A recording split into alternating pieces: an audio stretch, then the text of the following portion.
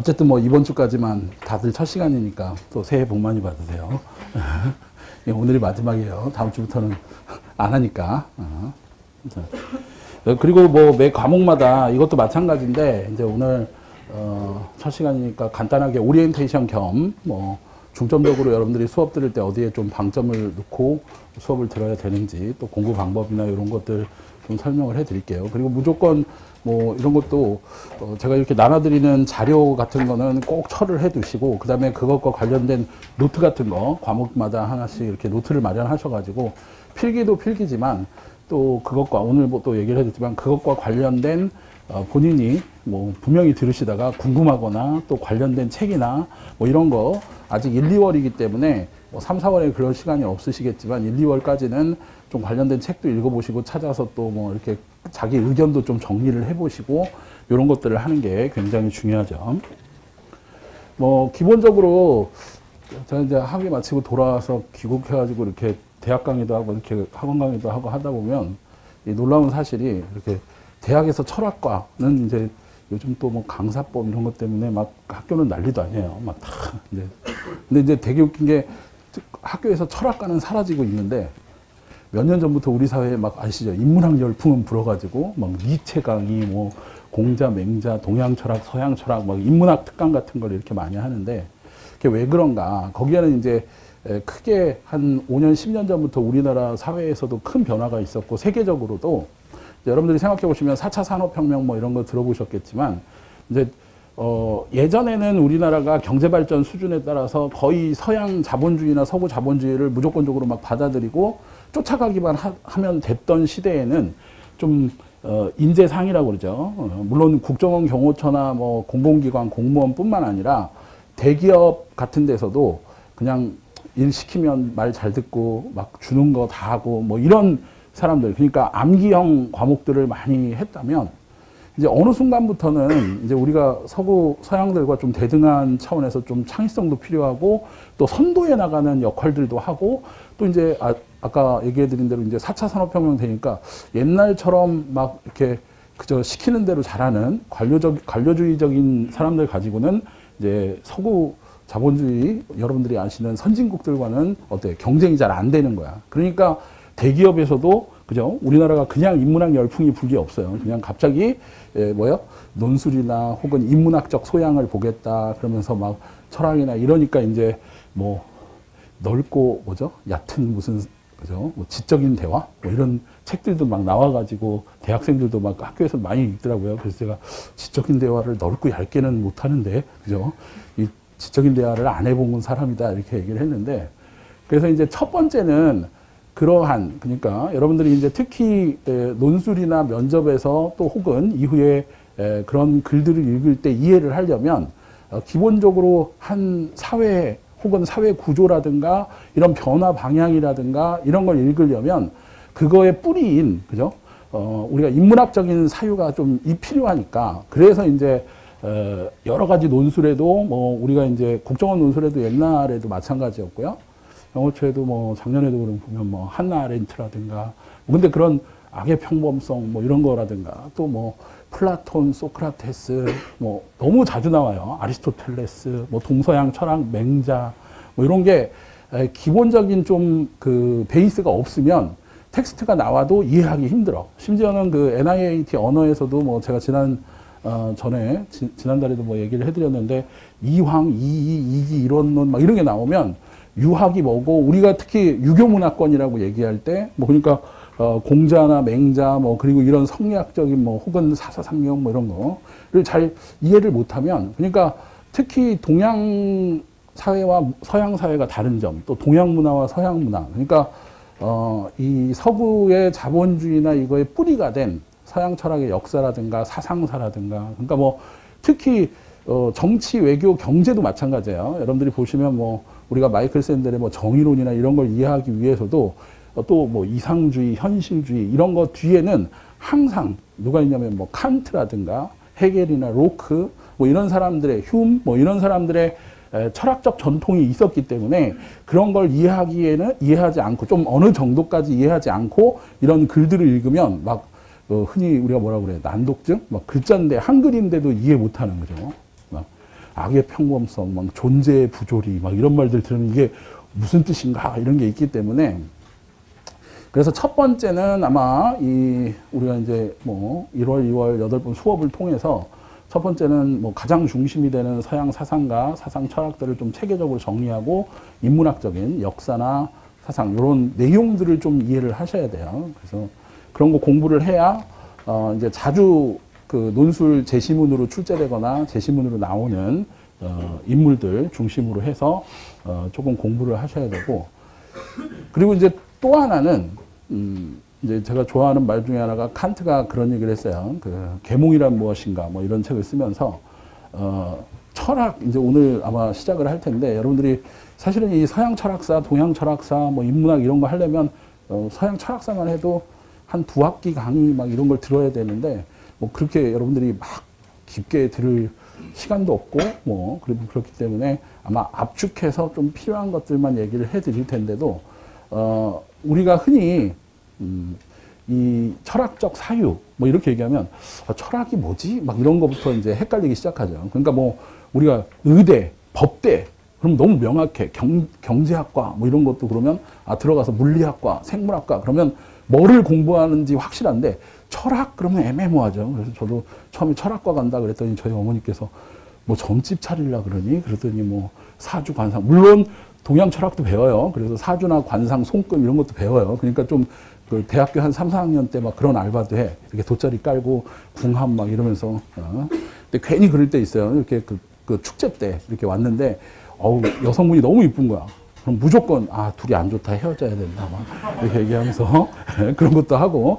근데 철학이라는 게 뭔지 이제 우리나라 사회에서는 동양 철학만 생각하니까 좀 오해하는 게 있는데 기본적으로 서양 철학은 이제 우리가 그래서 서구 그러니까 저도 그랬어요. 이제 독일에 가기 전에 이제 딱 보면 동양은 정이 많고 뭐 서양은 이성적이고 합리적이다. 근데 저는 이제 나름 중고등학교 이렇게 치면서 난 서양 사람인가 봐. 너무 합리적이야. 너무 논리적이라서 한국하고 잘 안 맞아. 근데 독일에 가서 내가 한국 사람이구나. 그러면서 뭐를 느꼈냐면 이게 진짜 독일의 이성주의적이고 합리적이라는 게 치가 떨린다. 막 계산하는 거 뭐죠? 한국에 정이 없어. 막 이런 게 그러니까 서구의 그 그리스 뭐 로마 중세를 지나서 서구의 역사적 전통과 동양의 우리 공자 맹자부터 시작해서 조선을 거쳐서 내려온 이 두 개의 큰 이런 문화 틀을 이해 못하면 특히 또 뭐 세뮤얼 헌팅턴 같은 사람은 이제 중동 이슬람 문명권이라든가 뭐 이런 세계에 대한 이해가 없이는 여러분들 이번에도 뭐 북중 관계 그리고 중국의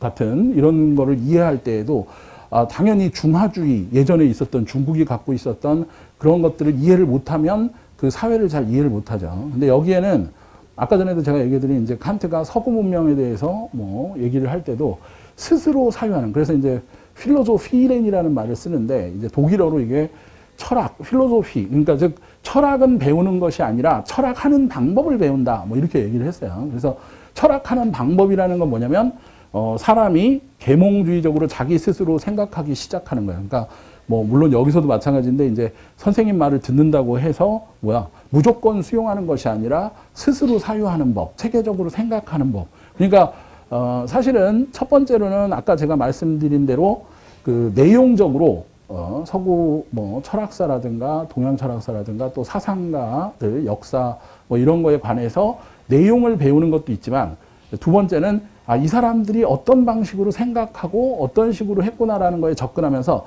본인의 생각을 개발해야 돼. 그러니까 우리가 흔히 얘기하는 대로 그 내용만 인지를 할 게 아니라 여러분들도 이제 뭐를 하셔야 된다는 거예요. 철학적 사유나 생각하는 법. 이제 그러니까 그래야 이제 여러분들이 나중에 논술을 쓰거나 글을 쓰거나 할 때 자기가 논지를 발전시키고 생각을 해서 체계적으로 글 쓰는 걸 익힐 수 있기 때문에 그러니까 두세 가지 정도죠. 하나는 첫째는 지금 얘기한 서양 철학사라든가 동양 철학사라든가 사상가들의 내용이나 배경 지식이나 그걸 배움으로써 그래서 사실은 우리가 고전이라고 부르는 게 왜 고전이냐. 지금까지도 그죠? 제가 가끔 그래요.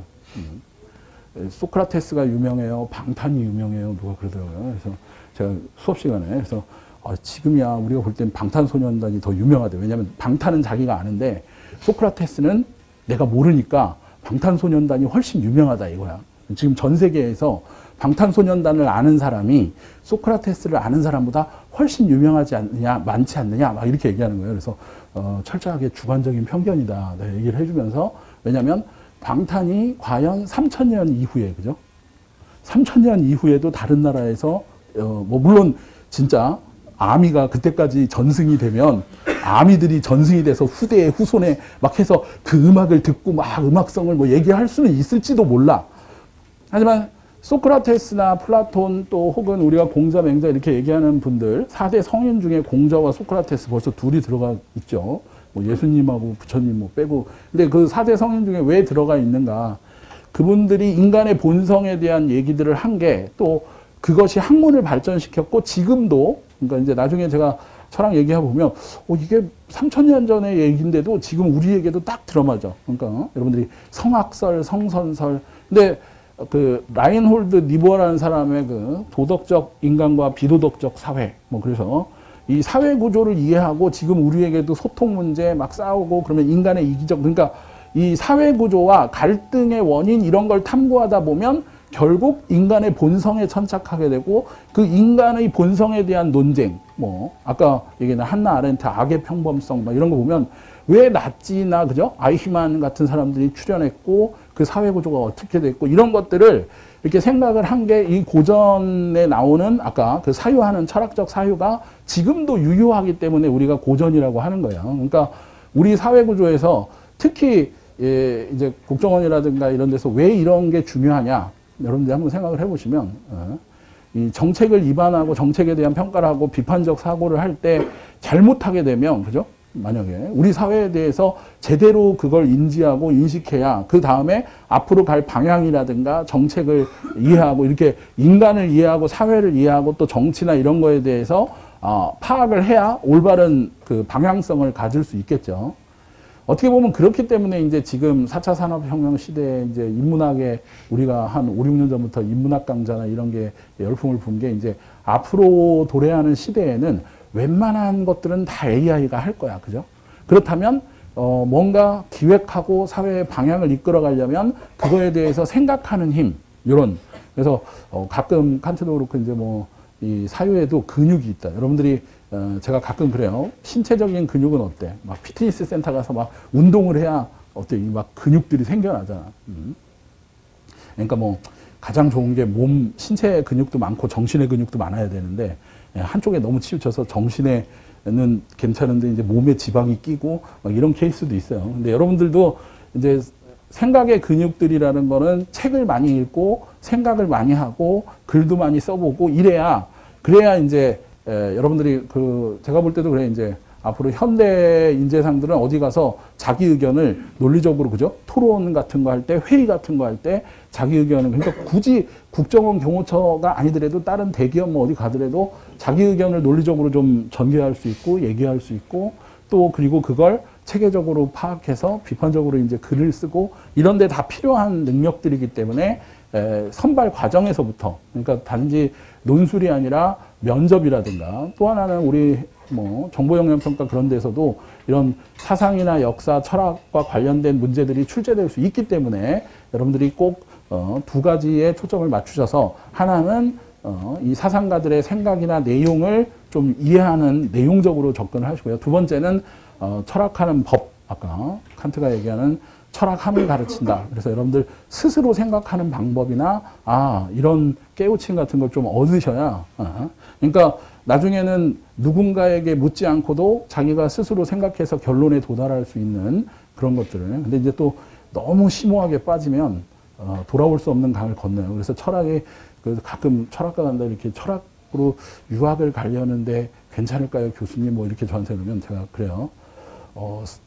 철학은 재미는 있는데, 이제 재미있고, 그런 재미는 있는데, 쓸모가 없어요. 돈이 안 돼. 그러니까 막, 그러다가, 사람들이 너와 멀어지는 수가 있다. 제 이상한 애다. 그러니까 너무 빠져드시면 안 돼. 너무 빠져들면 이제 돌아올 수 없는. 그래서 왜 내 주위에 있는 사람들이 다 나를 떠났지? 외로워. 뭐 이렇게 되실 수 있으니까. 그래서 적당히 하시면 되고. 아마 우리가 서양 철학 이거 뭐 시간이 되는 대로 이런 거 역사를 한번 좀 체계적으로 쭉 훑으면서 중간중간에 아마 이것들이 활용돼서 논제로 나오고 논술 제시문으로 나온 것들 그런 문제들도 한번 보여드리고 풀어드릴 거예요. 그래서 그것들이 이제 어떻게 논술로 출제되고 여기에서 요구하는 답이 어떤 거다 이런 것들도 실질적으로 할 거니까 그런 것들을 좀 잘 정리하시고 배우시면 돼요. 자, 그러면 이제 뭐 자, 철학. 제가 처음에 갔을 때 철학이란 그러니까 원래 철학과 들어가면 1학기 첫 번째 철학 개론 막 이런 거 들으면 교수님들이 막 하나 세워서 넌 철학을 뭐라고 생각해 막 이러면서 시험 문제에도 철학이란 무엇인지 써라 막 이런 거 뭐 단골 주제예요. 뭐 오리엔테이션 가면 근데 뭐 일어나서 이제 막 얘기해 철에 대한 학문인가 막 이런 얘기도 하고 그죠. 그래서 이걸 왜 이제 철학이라고 하고 필로소피 여러분들이 뭐 원래 필로스하고 옛날에 그래서 저희 선배가 저 대학 다닐 때 책을 내갖고 좀 히트를 친 책 중에 하나가 뭐 저희 선배님 소피아를 사랑한 스파이, 뭐 논리야 놀자, 뭐 재밌게 푸는 뭐 이런 거 소피아 왜 그 소피아를 사랑한 스파이 이런 게 나오냐면 이게 사랑이고요 이게 지혜야 히라고 그래서 지혜를 사랑하는 사람들 그래서 현인 필로소피라는 말의 어원이 원래 이제 철학이 지혜에 대한 사랑이다 이렇게 원래 그리스어에서 이렇게 나오죠. 근데 이게 그러면 우리가 이제 아까 전에 철학이 뭐냐 이렇게 물으면 원래 아까 그랬잖아요. 경제학 또 뭐 의학 이런 거는 구체적인 대상이 있어. 근데 철학은 여러분들이 한번 들어보세요. 이렇게 찾아보면 제가 옛날에 한 중고등학교 때였을 거야. 막 아리스토텔레스, 데카르트 뭐 이런 거 찾잖아요. 하이데거 뭐 이런 철학자들 찾으면 뭐라고 나오냐면 철학자이자 수학자이자 뭐 신학자이자 막 그게 뭐야 왜 이렇게 막 겹쳐 있어. 근데 어느 순간 이게 그래요. 여러분들이 생각할 때 자기가 뭐 예를 들어 리처드 도킨슨 같은 사람이 생물학을 연구하고 있었어요. 근데 이제 처음에는 궁금한 게 유전자라든가 그리고 이게 이제 이기적 유전자라는 걸 쓰면서는 이것들이 어떻게 분포되고 이 종을 지키려는 유전자들 때문에 이게 되는구나. 거기까지는 생물학이야. 근데 어느 날 이 사람이 이게 생물에만 적용되는 게 아니라 사회나 문명에서도 그걸 이제 도킨스는 밈이라고 불러요. 사회적 유전자, 문화적 유전자. 이 밈이라고 해서 애국심, 뭐 그리고 저 문명권이 살아남는 것도 보면 자신들의 그 사회적이고 문화적인 문명을 지키려는 그래서 확장을 하는 거야. 근데 여러분들이 생각해보세요. 이제 문명이나 사회로 확장시켜 나가면 그건 뭐야? 이제 생물학이 아니죠. 그렇기 때문에 우리가 이제 어느 정도 아니면 사회학 혹은 사회철학 뭐 이렇게 하면서 올라가는 거예요. 그러니까 어느 정도 자기가 구체적으로 다루던 대상으로부터 떠나서 좀 포괄적이고 일반적인 그러니까 철학은 개별적인 대상이 없어. 그러니까 철학은 첫 번째는 굉장히 포괄적이고 일반적인 체계를 갖고 그래서 사실은 여러분들이 이제 뭐 그런 말 많이 들어보셨죠? 개똥철학이다 뭐 이렇게 여러분들도 될 수 있어. 자연 속에 들어가서 혼자 명상하다가 갑자기 돌을 보면서 나는 이 세계를 근데 솔직히 말하면 뭐요? 아무도 그 소리를 듣지 않아서 문제인 거지. 만약에 그걸로 내가 이 돌에 대한 철학으로 막 얘기를 했더니 이게 유명해져 갖고 전승이 되고 책이 나왔다. 그러면 이게 이제 전문 철학자의 길이 되는 거지만 뭐 우리가 그럴 수 있잖아요. 여러분들도 생각해 보면 집에서 내가 그러니까 그러면 저도 철학자 아닌가요? 어떤 애가 와서 그래요. 이렇게 뭐 요가를 좀 배운 거야. 요가 좀 배우고 명상하다가 나는 이게 막 이러면서 와서 그럼 교수님 철학자 그러니까 저보고 이제 교수님은 철학자 난 철학자지 그랬더니 그러면 그거는 왜 철학자고 나도 철학자예요 나도 막 이래 그래서 그걸로 너는 밥을 벌어먹고 살 수 없잖아 그래서 우리가 음악가 그럼 뭐죠 예를 들어서 음악가도 다 각자 노래는 부를 수 있어 근데 이제 이게 프로페셔널이라는 게 그 사람이 음악으로 밥을 벌어먹고 산다 뭐 이렇게 가수가 돼서 그러니까 모두 다 생각은 할 수 있으면 그래서 이제 철학을 할 수 있어요. 그러니까 여러분들도 다 철학자가 될 수는 있지만 모두 다 성공하는 건 아니야. 그죠? 아이돌처럼 춤을 춘다고 누구나 다 이게 되는 건 아니에요. 그러니까 많이 생각하시고 많이 이제 하다 보면 될 수 있지만. 근데 특히 철학이 어려운 건 아까 말한 대로 구체적이고 개별적인. 그러니까 우리가 여기서 뭐하고 달라지냐면 여기고 구체적인. 이런 학문들, 예를 들어 아까 제가 얘기해드린 경제학, 뭐 사회학, 혹은 과학도 물리학, 생물학. 여기는 이러한 구체적인 대상들을 갖고 있어요. 예를 들면 물리학은 물리적 현상에 대한 학문이야. 갑자기 물리학과에 가서 내가 물리학을 하던 애가 그리고 물리학을 하던 애가 생각을 해보세요. 어느 날 갑자기 개미에 흥미가 생겨서 개미를 연구하기 시작해. 그러더니 오더니 이 개미는 물리학의 대상이야 이런다고. 그럼 생물학자들이 뭐라고 그래요? 얘가 지금 남의 그 나와바리라고 그러잖아요. 남의 나와바리 와서 왜, 야 너는 그러면 네가 생물학자가 된 거야. 근데 아니야 난 물리학자인데 난 법을 연구할 거야. 그럼 넌 법학자야 이렇게 얘기하죠. 그러니까 여러분들이 생각해 보면 자의적으로 자기가 법학과 생물학과 경제학의 이런 영역을 자기가 마음대로 바꿀 수 없어. 법을 연구하는 법학자가 갑자기 그죠? 생명 현상을 연구하면서 갈라파고스의 군도의 얘네 생명체들은 법적인 제도에 막 그러면서 법학에 접목을 시켜. 그럼 말이 안 되는 거야. 근데 중요한 건 철학은 그런 게 없다는 얘기야. 그래서 여러분들이 잘 들어보세요. 법 철학, 정치 철학, 사회 철학. 왜 이게 되느냐? 철학은 모든 걸 대상으로 할 수 있어요. 그러니까 여러분들이 심지어는 자기가 무엇으로 철학을 하든 그걸 규정하고 방법까지도 자기가 결정을 지을 수 있어. 그러니까 여러분들 볼 때 첫 번째로는 제가 얘기해 드리면요. 칼 막스가 유물론이라고 부르잖아요. 칼 막스는 이 세계의 모든 것은 근데 이제 대신 이 철학자들은 꿈이 있어요. 꿈이 있냐면 이제 지금은 약간 부서지긴 했는데 지금은 이제 철학자들도 먹고 사느라고 이 꿈을 잃어버렸지만 옛날에는 내가 이제 서구 철학의 처음 출발점부터 얘기했지만 그런 사람들이 아까 뭐라 그랬어요? 이 지혜를 찾아서 특히 이제 나중에 어렵게 나오는 진리라는 게 영원히 변치 않는 이 진리를 찾는 거야. 그래서 나는 이 세계가 물질로 구성되어 있다고 봐. 그리고 이 물질과 경제적인 토대 그리고 사실은 이 사회에 일어나는 모든 형상은 계급 간의 투쟁이야.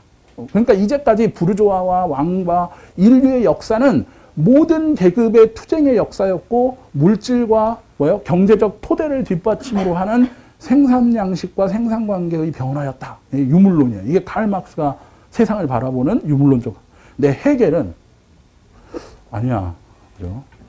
이 세계는 관념들, 즉 자기가 믿는 신념. 그러니까 자유주의자와 사회주의자. 그러면서 한마디 얘기하는 거예요. 여러분들 잘 봐봐. 이러면서 이슬람 문명권에 여러분들 그거 아시죠? 자살 특공대, 막 이렇게 폭탄 테러. 근데 되게 무서운 게 신념이라는 게 아이히만도 마찬가지예요. 그 사람이 이 재판을 받으면서 얘기했던 게 아주 놀라운 얘기가 나는 아주 성실한 공무원이었을 뿐이다. 이랬어요. 왜? 공무원이 뭐 하는 거야? 위에서 결제 떨어져서 오면 집행하는 거야, 그냥. 그죠? 그래서 나는 매일같이 출근해서 사람들 죽이려고 이렇게 명령 떨어지면 5천 죽여, 오늘 뭐 이렇게. 내가 한 거는 아무것도 없어. 그냥 하고 좀 더 효율적인 방법을 고민하고. 그러니까 나는, 큰 이 사회 구조 속에, 수레바퀴 속에 하나의 부품처럼 돌아가는. 여러분들이 생각하는 회사에서, 그죠? 삼성, 뭐, 혹은 청와대, 지금 공무원, 이런 데도 뭐, 다 하나씩 이 한 사람이 부품화돼서. 그러니까, 헤겔이 생각할 때는 그런 거예요. 자유주의자와 뭐, 공산주의자가, 그러니까 우리나라 6.25, 지금 이게 분단이 돼 있잖아요. 한국전쟁. 왜 일어났을까요? 간단한 거야. 공산주의와 자유민주주의의 전쟁, 이념과 이념의 대립, 그리고 자기가 믿는 신념을 위해서 이슬람 근본주의자들도 어때요? 그러니까 여러분들이 제가 폭탄 주면서 야 저기에 뛰어들어서 테러해 그러면 아무도 안 하잖아. 근데 그분들은 왜 폭탄을 들고 목숨 그만큼 뭐가 무서워? 신념, 자기가 신봉하는 이념 뭐 이런 게 무서운 거야. 그러니까 헤겔은 이 시대를 이끌었던 모든 세계의 역사는 세계정신, 시대정신 그것이 요구하는 걸 이끌어갔던 그러니까 바로 이념과 이념, 관념의 역사였다. 그러니까 관념론과 유물론. 자, 보시면 이 세계를 어떻게 해석하느냐, 해석하는 방법부터 그 원칙부터 그 대상까지를 모두 정하는 게 그러니까 철학의 근데 이제 여러분들이 이 체계라는 게 아주 무서운 게 뭐냐면 이제 나중에 그런 걸 겪게 되실 거예요. 들어가서 듣다 보면 얘 말도 맞는 것 같아. 딱 듣다 보면, 칼막스 말도 맞는 것 같아. 웬만큼, 뭐, 우리가 요즘 들어서 뭐라 그러죠? 이 말빨? 뭐, 이렇게 얘기하는데, 웬만큼 말빨이 되지 않고 3000년을 살아남을 수 없어요. 그러니까 이 철학자라고 이렇게 나와서 고전으로 올라간 사람들은 그 체계와 논리가 거의 허점이 없어. 그러니까 거의 완벽한. 그러니까 그걸 읽다 보면, 그래서 여러분들이 아시는 이 막스 이론에 빠져가지고 스탈린도, 레닌도, 심지어 김일성도 뭐가 되는 거야. 야, 이 공산주의를 해야 돼. 사실은 근데 제가 안타깝게 얘기해드리면 지금 우리나라가 분단된 거는 우리나라 전통 철학이 아니야, 다. 아까 지금 얘기한 대로 칼 막스나 엥겔스, 프리드리히 엥겔스나 만들었던 공산주의 사회주의 이론이, 그죠? 예, 거쳐서 사실은 그게 태어났던 독일이나 영국 이런 데는 지금 이제 다 없어졌는데 이게 그러니까 무서운 거죠. 흘러 들어와서 마오이즘, 뭐 마오쩌둥을 거쳐서 우리 조선식 공산주의 주체 사상 이런 것까지 들어오면서 그러니까 어떻게 보면 서구에서 들어온 철학이 우리 한반도를 갈라놓은 거야. 밑에는 자본주의, 위에는 근데 사실은 이건 우리가 만든 게 아니라 서구 제국주의와 이 과정에서 그러니까 역사 속에서 이게 이제 흘러 들어온 거죠. 그러니까 여러분들이 생각을 해보면 그래서 가끔 그런 얘기를 해요. 그러니까 철학자들이 세계를 지배하는 게 그러니까 뭐 볼 때 막 패션 그런 것 같지만 사실은 이 사회 구조를 만들어내고 그러니까 공산주의라는 체제를 개발한 사람 그런 거죠. 자본주의라는 체제를 만들어낸 사람. 그러니까 그래서 이제 새로운 사회 체제에 대한 생각, 또 새로운 정치 체제에 대한 생각은 물론이고 또 우리가 나아가야 할 방향을 큰 테두리들을 철학자들이 이 결정을 짓는다는 뜻이에요. 그리고 이제 그 안에서 물고기들이 살아가듯이 이제 이렇게 그죠? 여러분들이 가끔 생각해 보면 나는 태어날 때부터 우리나라는 자유민주주의였어. 이미 이게 주어진 북한에 사는 사람들 어때? 이미 난 태어날 때부터 김정은 밑에서 그죠? 공산주의 체제에서 태어났어. 그러면 만약에 여러분들 그죠? 이 100년 후, 200년 후에 이 사회 체제나 이게 새로운 사회 체제나 정치 체제를 바꾸려면 뭐를 만들어야 돼요? 그러니까 이게 이제 물론 이거는 사회 철학, 정치 철학 얘기기도 하고 그 밑에 있는 여러 가지 존재론이나 이 철학적인 사유들이 그래서 사실은 이러한 철학적 기반 하에서 문화라든가 사회에 많은 영향을 끼쳐요. 그래서 여러분들이 이제 보시면 뭐 미술이나 심리학이나 이런 데 보고 또 정치학도 보면 이런 사상가들이에요. 그 이유가 포괄적이고 일반적인 체계를 세우면 이게 개별 학문에도 영향을 끼치고 반대로 아까 전에 제가 리처드 도킨스를 했지만 이런 개별적 학문들 연구를 어느 정도 일정 정도 수준에 이르면 특히 요즘에는 여러분들이 아시다시피 과학 철학이라고 부르죠. 과학의 힘이 세지니까 이제 양자역학 그래서 여러분들이 아시는 스티븐 호킹이라든가 뭐 이런 양자역학자들이 새로운 세계관을 이렇게 내놓게 되면 과학이나 이런 아까 도킨스도 마찬가지고요. 여기가 이제 철학적 체계로 올라오기도 한다. 그러니까 서로 이제 주고받고 영향을 끼치는 이런 거죠. 그래서 첫 번째는 굉장히 전체적이고 포괄적인 학문이고 두 번째는 철학은 그럼에도 불구하고 인간의 뭐요? 사유. 이 사유는 이제 아까 생각하는 거. 인간이 그러니까 여러분들이 이제 뒤에 저희가 중세 그다음에 근세 철학에서 인간이 동물과 다른 생각하는 힘을 가지고 과학을 어떻게 발전시켰는가. 이게 사유. 그리고 여기에 대하여 세계. 그 전체. 근데 이 세계라는 거의 의미는 뭘까요? 여러분들 하면 여러 가지가 있어. 여러분들 생각해보면. 우리가 흔히 뭐라고 해요? 이 자연과학의 세계, 지금 이렇게 있는 물질적 세계도 있고, 나만의 세계, 이럴 때도 세계가 있죠. 또, 경제계, 그러니까 경제 영역, 또 혹은, 정치적 세계, 또 혹은, 우리가 얘기할 때 동양 세계, 혹은, 유럽의 서양, 서구 세계, 이렇게 얘기할 때처럼 이 세계는 우리 눈에 보이는 지구, 이런 지구나 자연과학적인 대상으로서의 세계뿐만 아니라 아까 지금 얘기해드린 문화, 사회, 정치, 정신적 영역, 의미적 세계까지도 포괄한다. 그러니까 아까 뭐 그냥 이렇게 얘기해드리면 철학의 대상은 모든 게 다 될 수 있다. 이렇게 생각을 하십니다. 그리고 또 하나 가장 중요한 게 이 세계라는 것 때문에 뭐가 태어나냐면 철학을 우리가 뭐라 하냐면 세계관. 여기에는 세계를 바라보는 그만의 시각이 있어. 그러니까 바라보는 시각이 다르기 때문에 전혀 이게 여러분들이 그러니까 친구들끼리도 얘기할 때 넌 너무 이상적이야. 넌 너무 현실적이야. 그죠? 남자를 혹은 여자를 그 배우자를 선택하는 기준이 뭐야? 그러니까 나는 일단 돈이 있어야 돼. 그죠? 성격도 좋아야 돼. 이렇게 우선순위가 있어요. 근데 나는 무조건 외모가 얘 정도는 돼야 돼. 그러니까 뭐 어때? 서로 가치관이 다른 거죠. 그러니까 우리가 세계관, 가치관 얘기할 때 이미 거기에는 뭐가 포함되었냐면 이 철학적 생각이 있는 거예요. 근데 본인이 여러분들 제가 가끔 그런 얘기를 하는데 어느 날 이 자기 성찰이라고 그러잖아요. 이렇게 곰곰이 생각해 보면 내가 어려서부터 자라오면서 가정환경, 뭐 교육 이런 걸 받으면서 여러분들의 그런 세계관, 가치관은 만들어진 경향이 많아. 그러니까 스스로 개발했다. 그래서 이런 영향을 받아서 뭐 예를 들면 지금 뭐 아이들도 그러잖아요. 너는 꿈이 뭐야? 그러면 옛날에는 그랬대 막 저희 때만 하더래요. 과학자, 대통령, 의사 막 그다음에 이제 나중에 좀 IT 계통이 뜨니까 뭐라고 했어? IT 뭐 기업가 뭐 혹은 이런 구글 뭐 이런 거. 그러다가 이제 나중에 뭐죠?